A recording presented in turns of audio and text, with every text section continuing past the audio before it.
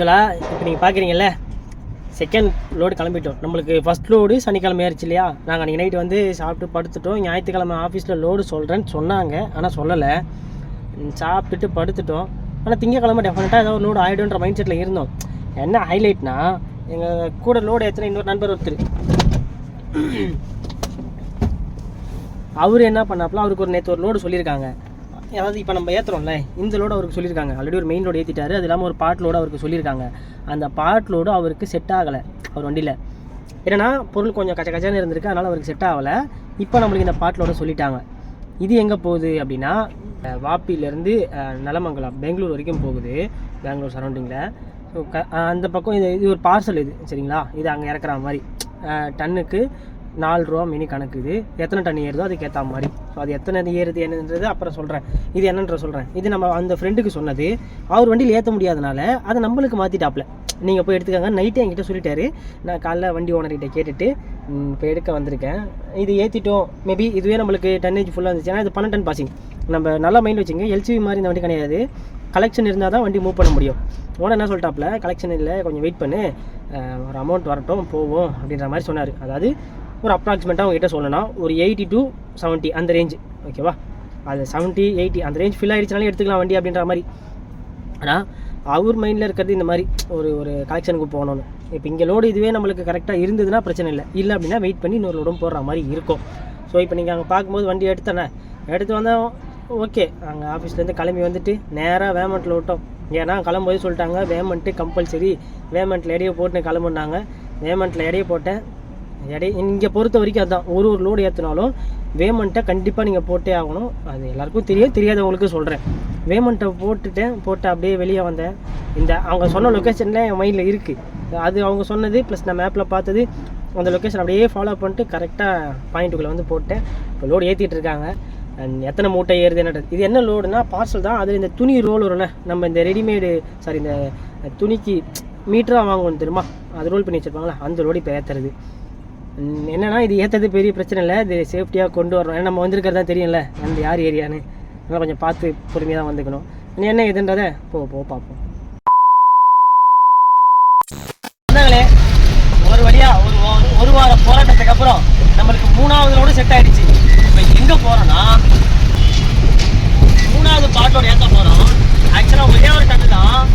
அந்த ஒரு டன்னுக்காண்டி மறுபடியும் இப்போ ஆல்ரெடி ஏற்றின செகண்ட் பாயிண்ட்டை பக்கத்துலேயே தேர்ட் பாயிண்ட்டு அங்கேயே போய் மறுபடியும் ஏற்ற போகிறோம். ஸோ அவங்க ஏற்றிட்டு அது எங்கே போகுதுன்னா சூளகிரி, நம்ம ஒசூர் தாண்டி. என்ன ஹைலைட்னா இதுதான் நம்மளுக்கு செகண்ட் பாயிண்ட்டு, சாரி நெலமங்கலம் தான் first point, Shoolagiri second point.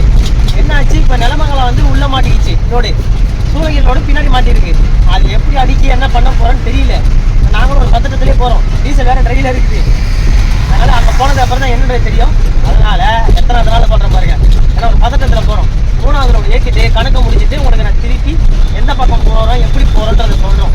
ஏன்னா இன்னொரு விஷயம் என்னென்னா, இப்போ நைட்டில் கிளம்ப முடியாது.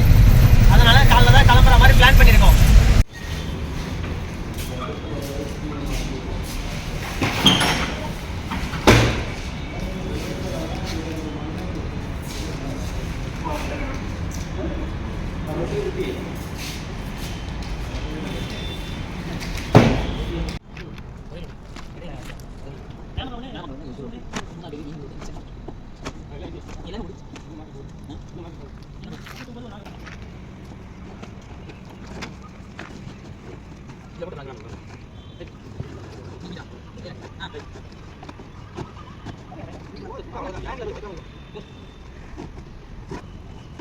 The next day.